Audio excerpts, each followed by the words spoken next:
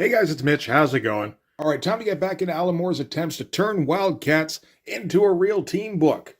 We're looking today at Wildcats number 28. So this is halfway through the Alan Moore run, which has seen the book split like very literally between two Wildcats teams. There's the OG team, which is all the characters Jim Lee created at the beginning of the run. They've all been off on the planet Kira, out in space, getting the team all involved in space politics and setting them all against each other. Then there's the second Wildcats team, which is all new faces, which has been operating back on Earth. And that storyline's mostly been simmering in the background. So now that the space politics has been resolved, it's time to kind of switch focus. So we can jump right in. Anything needs to be explained, we can handle along the way. So let's start with the cover here. That's pretty friggin' excellent, really. Covers for this entire run have been done by Travis Charest. The interiors, here and there, when he can keep up with the schedule, which isn't too often, really. But we've got both teams represented here in full. On a great little angle, this is a nice dynamic shot. We've got all of our characters, all in great action poses, except for Spartan and Tau, who are kind of in mirroring command poses, I suppose. Very fun and dynamic. I'm sure Travis Charest wanted this to be set against a white background, because he liked doing that an awful lot around this time. It looks like Max Cash is the only one here who's standing on a solid surface. Everyone else is in mid-leap. So I guess we have to kind of use him for context. But yeah, that's excellent looking stuff. Put it on like a Dutch angle here. They better hope nobody comes from the right flank, because that's drastically underrepresented. It's cool to see how far along Travis Charest has come. In just over a year, I guess. That would have been around the time he took over the Wildcats title. You think about what that first cover looked like in comparison. It was very good at the time, although, it was a little bit awkward here and there. Like, each of these poses is a little bit stiff. It's a little bit of trying to figure things out on the fly. His musculature isn't very crisp. His shadowing is kind of hit or miss. Even the composition itself is a little bit off, with like Grifter like floating down in the corner here. The new version, everybody is centralized. Like, you can see everybody perfectly. Nothing is falling off the side of the cover or anything. All the poses are spectacular. All the shadow is very deliberate.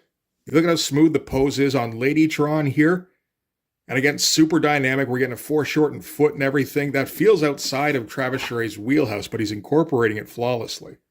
Excellent cover. Maybe one of Travis Charest's best at this point. Okay, so we're going to start things off with the OG Wildcats team on board the Karen Scout ship that they originally left the planet in at the end of the Wildstorm Rising crossover. You guys remember Wildstorm Rising, right? Man, that was a good time. It was like the Extreme Prejudice crossover, only with Wildstorm characters. I'd like to say there was more to it than that, but no, I don't really think there was. So at this time, all the Wildcats are on board the Karen ship and they're heading home. And they're not really a team anymore. The events of what happened on the planet Kira has kind of torn them apart.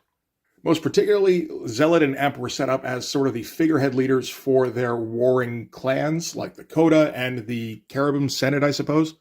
So they were at each other's throats. Emp was dismissing all the Wildcats guys as like half-breeds he'd had to settle on as troops, because that was his message that the Senate was kind of packaging around him. And Zealot had dismissed them entirely as well, again, because they're half-breeds and just they're not up to her diplomatic standing on Kira. So it completely walled herself off, got way back into the whole Coda thing, to the point where she was like a snooty, aristocratic bitch. And then the Coda went and tried to assassinate her at a big Senate hearing, which the Wildcats were largely able to avert, kind of at the cost of Maul's budding romance with a local giant purple girl.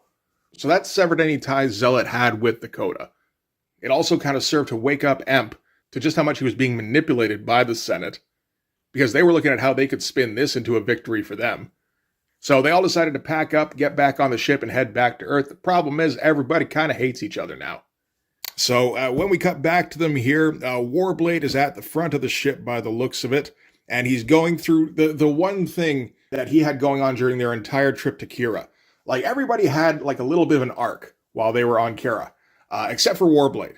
Warblade's whole thing was that he found out there were other people like him who could do like shapesmith stuff, where it was a whole bunch of people who could turn their hands into knives.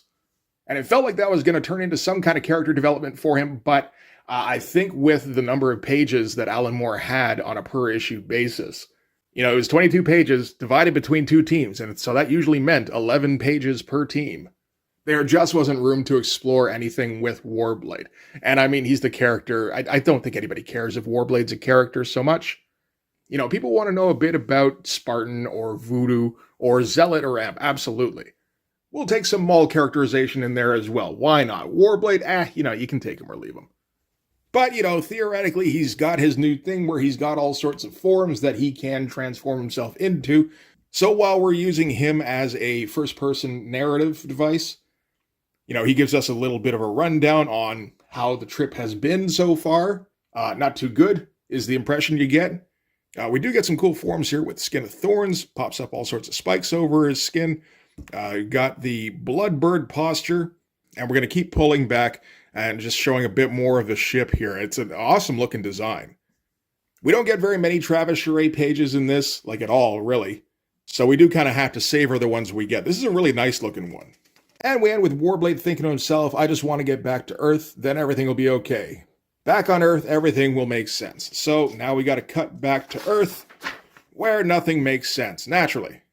So Alan Moore managed to get the storyline with the Wildcats Team B guys kind of slowly boiling to a point where it was ready to kick off right as the OG Wildcats storyline was coming to a close. So the new Wildcats team has been taking a proactive approach to waging war on crime. And the super criminals have responded by now making an assault back. So they've sent a whole bunch of zombots at the Wildcats team. And the Earthside stuff is going to be drawn by Dave Johnson, largely Dave Johnson, with a little bit of Aaron Weisenfeld in there. So can't complain about any of that, certainly. Great stuff to open up with as Max Cash blows the head off of a zombot in the front here. Another one looks like Ladytron kicked him into the sign. That's good shit. Majestic is using his eye rays on another one here. Oh, and Ladytron also has another one in a headlock. All right, all good. And Dave Johnson, you know, whenever he does an action scene, he always goes hyperkinetic on everything. This is a great shot. Again, kind of a low Dutch angle. We're getting all sorts, like this is, I would imagine, Times Square. We got 3 of our Wildcats members here. We've got zombots all over the place, like very faithful to the background detail here. This is great looking stuff. Yeah, absolutely excellent. There's a pretty good through line on action here too. Because I mean, the first thing you're going to notice probably is the hand here. And then you follow that to the guy getting kicked into the sign, down to Max Cash shooting. And then he's got another zombot behind him here. He's plugged a gun into his mouth, blowing his brains out. Follow that shot to Majestic blowing a hole in another zombot. You follow the eye beams up, and you in the middle here, you come across Ladytron. Like, it's the progression is actually really nice. So they managed to wrap everything up fairly easily here. Majestic's going to do cleanup, which Max Cash and Ladytron, they're all fine with. Okay, if I don't have to be involved in that, that sounds good to me. So Majestic's just going to pile all the zombots together and incinerate them with his heat vision. Max decides that, you know, with all this fighting, he could use a beer. So he's going to go to Clark's Bar. I think this might be the first mention of Clark's Bar. I don't know. If it's not, it's probably the first time Clark's Bar was memorable. That'd be my guess. And Ladytron's like, Clark's, I heard about that. That's the bar where all the costume types hang out, right? Can I come? And Max tries to brush her off. He's like, I don't know. It's sort of like a guy's place, you know? You probably wouldn't like it. She's like, what, am I going to hear some fucking bad language or something? You think some car nut's going to hit on me? And Max clearly just wanted to go by himself and not have to deal with Ladytron for a while, but fine, whatever. Yeah, come with me. Oh, we got to cut back to some more Travis Charest stuff. Because the whole deal with the original team, they're just in space right now. This is all about space travel. It's all about just kind of an awkward silence, really. And like kind of a protracted one as they travel, like who knows how long, like light years, to try and get back to Earth. And they're this bunch of guys that theoretically, you know, they've all been a team before, but now just, nobody wants to talk to anybody. Voodoo's talking about leaving the team. Maul's all wrapped up in grief over his girlfriend. Emp's locked himself in his room. He's gone all mopey. Zealot's trying to deal with the fact that she was an absolute cow for like a month or two. And meanwhile, they're all in this like pretty big ship in the middle of vast empty nothingness. And we get another one of those great shots of the ship here. Like I said, really nice design. You know, like not really the kind of thing you'd expect. Not aerodynamic at all. It's supposed to be an alien culture, so that makes sense. And I mean, aerodynamic doesn't matter too much in space. Keeping it kind of minimal on the detail, just showing all, you know, like the ship in darkness, essentially. and then just doing all the lights. But, he does have to map out where all the lights are, and it looks very nice the way he's done it. And then some computer graphic stuff in the background, but it all looks like excellent. And we got the Fire from Heaven crossover coming soon, which is and I mean like imminently. Like the next Wildcats issue is going to be like part 7 in the Fire from Heaven crossover. And I don't believe we're going to spend any time leading up to that in this, which is odd because Alan Moore is definitely writing the next few issues that are going to be involved in that crossover. He's also writing the bookend issues for the Fire from Heaven crossover itself. So you'd think he'd want to kind of lead in, but no, he's just going to kind of carry on with what he's doing on Wildcats. It seems like he'll fit in what he needs to make sure that it's at least nominally part of the crossover. But you also get the feeling Alan Moore just isn't interested in this sort of editorial kind of mandate. Like once a year, we got to cross over all the books with each other. And he's like, I don't really want anything to do with that. I've got a story going on over here that I don't really need you guys fucking up, thanks. Makes me think about how Peter David left X Factor because he was getting sick of just how many crossovers that needed to be taken into account. He couldn't set up anything long term because it's like, okay, sure, you can come up with some ideas, but just keep in mind that like 3 issues from now, we are going to be doing the Executioner song crossover. So you're going to have to come up with some plot points for that. And then immediately after that, it's going to be Fatal Attractions. And like Peter David just got sick of that shit and took off. And I think Alan Moore is probably very much aware that that could be a possibility with this book. So he's just going to keep his involvement minimal, I think. All right, so we cut to Clark's bar here. And I mean, from the outside anyway, it looks like kind of a dive. And Ladytron says as much. She's like, some crummy joint to take a girl on a date. Max is like, it's not a date. Stop calling it a date. But he's saying you should have seen this place back in the 60s. You get all the classic old-time superheroes parking right out front here. And as kids, him and his brother Cole, Grifter, would hang out and just watch. So that's a fun little bit of trivia. And the kind of like random world building that Alan Moore will just throw out there for shits and giggles. If it was up to Brandon Choi, Grifter just would have been a Spec Ops guy who was eventually drafted into Team 7. And then after Team 7 became a mercenary and then fucking who knows. There'd be no indication that him and his brother would be aware of like a superhero community when they were growing up. Anyway, they walk in, and yeah, no, it's a bar full of super people, which Ladytron is a little bit nonplussed at. She was kind of warned. We got a big old splash here. I'm not sure how many of these are actually Wildstorm characters. It feels like next to none of them. I mean, that's fucking Guido right there. So Ladytron's all buzzing because she recognizes some of them. She recognizes Mother One. She's like, I read her interview in last month's Chicks with Chips. Max is just like embarrassed, like, don't go making a scene, please. She's just here for a drink. She didn't come here to get gawked at. Like he kind of knows these people. He doesn't want to be the one who brought the tourist. But Ladytron's all worked up. She's like, what? I'm excited. We ain't never been out together before. And we get like one of my favorite interactions between these two here, where she's like, for the last time, this is not going out. It wouldn't work between us. We're not compatible. I mean, just speaking physically, you don't have the right equipment. And Ladytron kind of leans in and goes, Jesus Christ, you are so naive. This is 1996. You can buy the equipment. And we get to the guy next to them here with all sorts of screws in his shoulders and everything. Just getting like shocked by that statement as he tries to drink his milkshake. This stuff here all looks like Alan Moore layouts to me. I don't think the entire issue is done by him. But like the comedic timing on everything here, like I think Dave Johnson is probably pretty good at that sort of thing. He's good at expressions. But still, just like the barely moving here by Max Cash, really facilitates kind of comedic tone. And I think that's down to Alan Moore. Okay, more of the Wildcats approaching Earth. Looks like they finally got here. Last page just talked about how they were going into warp, so now they've arrived. Again, nobody's talking to each other. They're all kind of miserable and just keeping to themselves. I don't really mind this kind of thing from Travis Charest too much, where you only get like maybe 5-6 pages of Travis Charest art in a book, but it's stuff that he's going to work on like quite a bit at least. It's stuff where he's going to put the appropriate amount of effort in. We do have to deal with some photocopies in this book because, again, even like 5 or 6 pages seems to be beyond him on a monthly schedule. But we've gotten like 2 previous pages and a cover from him before this, and they've all been pretty incredible. This is probably the least of them, and, it's still good stuff. All right, so from here, we're going to cut back to Mr. Majestic. So he's done cleaning up the Zombots. He's heading back to the Halo building. That all looks really nice, actually. All that that heavy-duty shadowing. That's good stuff. There's not a ton of buildings in the background here, but what's there looks really good.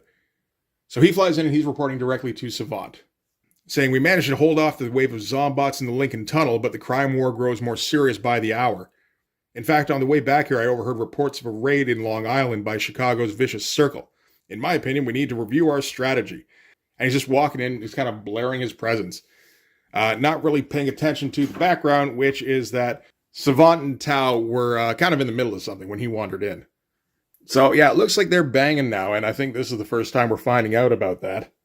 Majestic isn't particularly impressed as he just kind of, we get a pretty interesting shocked face from him here, and the door gets closed in his face, and he just kind of wanders away. And, a few minutes later, Savant approaches him, and she's like, "I know how this must look." And he's like, "Oh, do you really?" Which, I mean, at least she can get defensive about, so she's going to do that. She's like, "Don't get so paternal." She's like, "We've been on this planet for thousands of years. What, you going to tell me you've been celibate this entire time?" And we got a big close-up on Majestic here as he's like, "Of course. I'm a warlord of Kira. Sexual passion would weaken me in my struggle against the hated Damonites." It's like, oh, that explains a fair bit about you. Okay. And Dave Johnson's cutting down on his workload here a fair bit.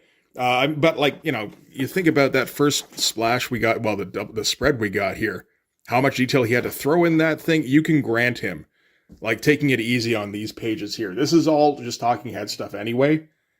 And he's still finding ways to make it interesting, like, with the gigantic close-up on Majestic here. And just showing the stuff that's kind of cut out by the cowl. Everything else is whited out. Really nice page layout. Very, very imaginative looking stuff. And again, for like talking head stuff, that can be tough to make interesting. All right, back at Clark's bar.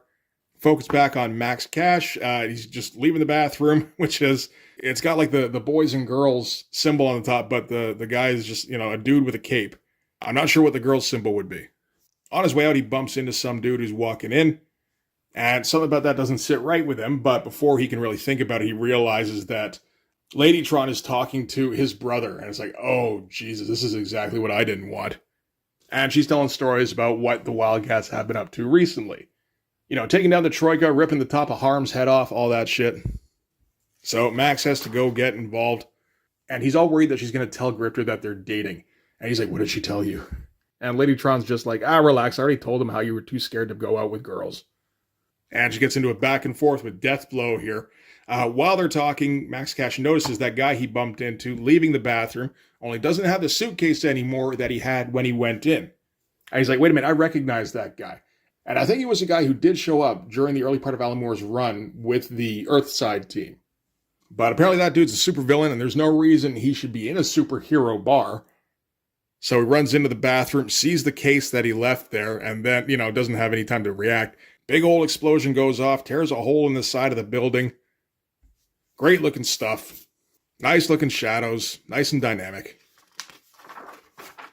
And now we seem to be done with the Dave Johnson stuff. So these are the Aaron Weisenfeld pages. And I gotta say, they're not really up to the standard that Aaron Weisenfeld previously set. I mean, I imagine in this case, this was like last minute, pressed into service for fill-in pages because they were getting close to the deadline, and Travis wasn't anywhere near done enough pages. It's just, you see Aaron Weisenfeld and you think to like Team 7 and the amount of detail he was throwing on that thing. I think pretty obviously he just didn't have time to throw like any kind of detail on anything, which does honestly leave it looking kind of lackluster because then it just kind of relies on Aaron Weisenfeld's ability with figure work and staging, really.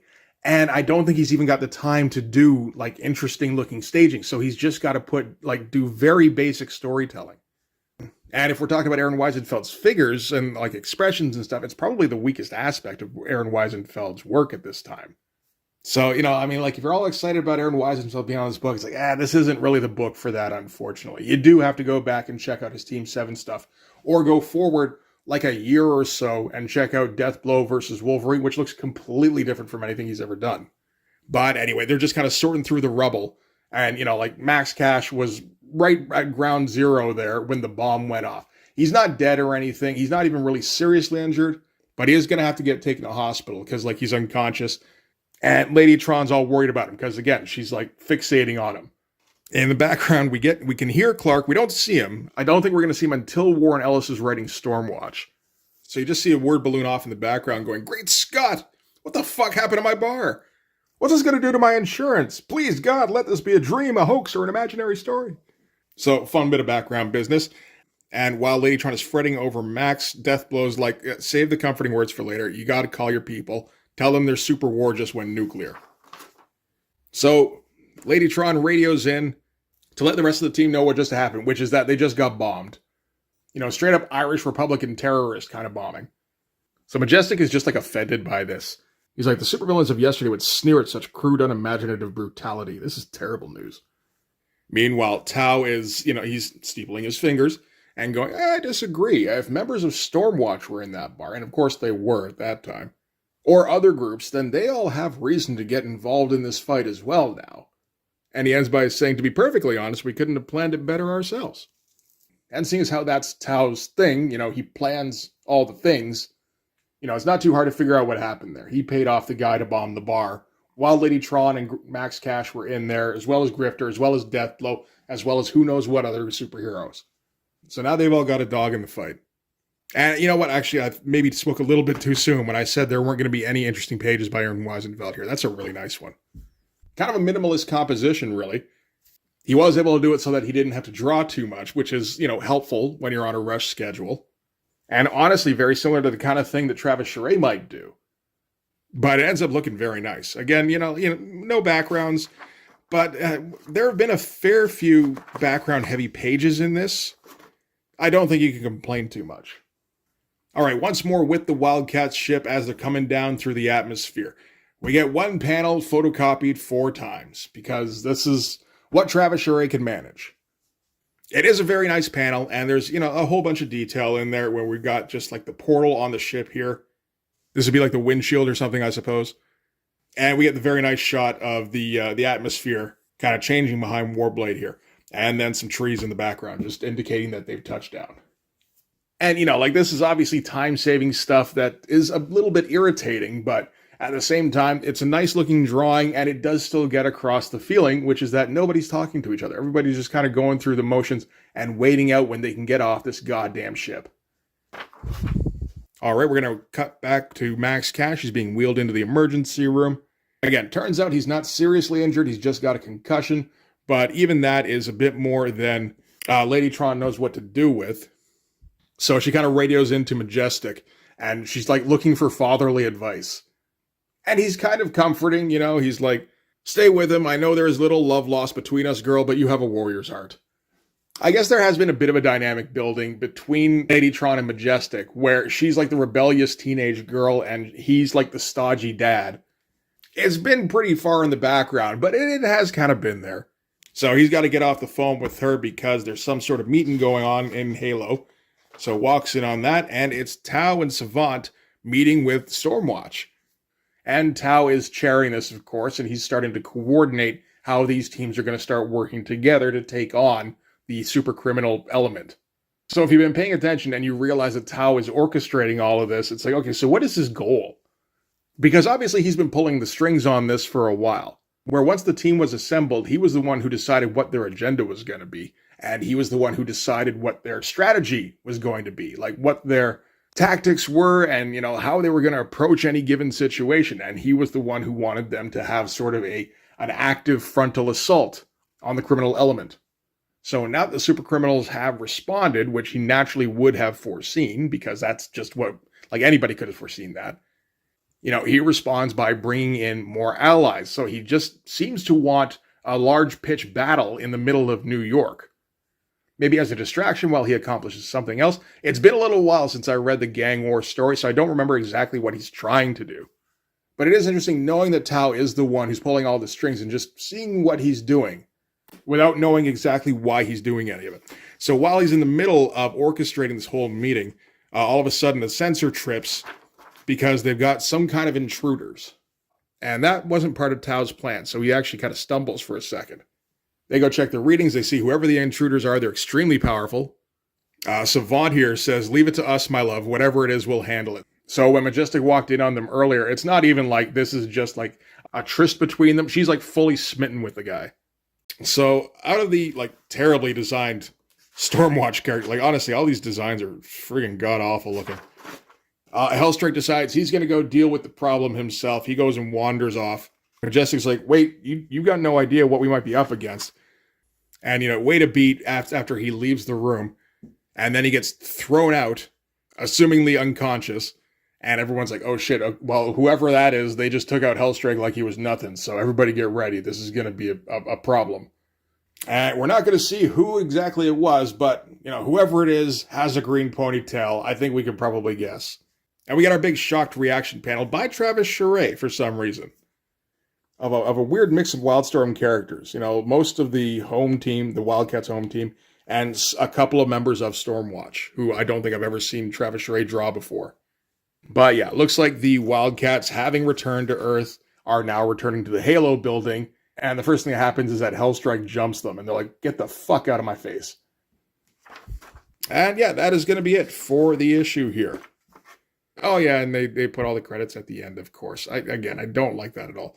Story, of course, was by Alan Moore. Pencils by Travis Charest, Dave Johnson, Aaron Weisenfeld. Inks by JD and Dave Johnson. So I imagine Dave Johnson just kind of inked himself. Letters by Bill O'Neill. Special thanks to Tom Rainey. So I guess he was involved in there as well sometimes. Yeah, no, I mean, good mix of creators on there for sure. So yeah, that was some fun stuff. Ended up being largely a transitional issue because we're kind of switching tacks from the old Wildcats team to the new Wildcats team. So we need an excuse for why the new Wildcats team needs to be taking over this title for the next few issues. The old Wildcats team not wanting to be a team anymore is a good reason not to follow them anymore. But if the new team is going to be the focus, we really do kind of have to ramp things up. And I think this accomplished that fine. So next issue is going to be, it's going to be part of the Fire from Heaven crossover. I'm a little interested to see what exactly that crossover is supposed to be. I don't have all the issues by any means. I think I just have the Wildcats issues and the bookends that were written by Alan Moore. And maybe an odd issue or two from other titles as well. So, we won't be going over that whole crossover no matter what. I'll look at Fire from Heaven issue 1, though, and see if that's worth going over. Like I said, Alan Moore does write that. I think Ryan Benjamin draws it, and he's not doing too bad around this time. So we might have a bit of a detour there before we decide to keep going with the rest of the Gang War storyline. We'll figure that one out as we go. For this one anyway, though, that is going to do it. So thanks very much for watching, guys. If you like this video, please hit the like button. It helps with the algorithm stuff. If you want to see more, hit subscribe. And if you really want to help out, in the description, there's my link tree. You can follow that to my Patreon. Go subscribe there. That'll give you access to everything I do. So all sorts of videos, all sorts of Blood Force comics. You can also follow me on Instagram and DM me there for commissions. But yeah, that'll do it. Thanks again for watching, guys. I'll see you in the next one. Bye-bye.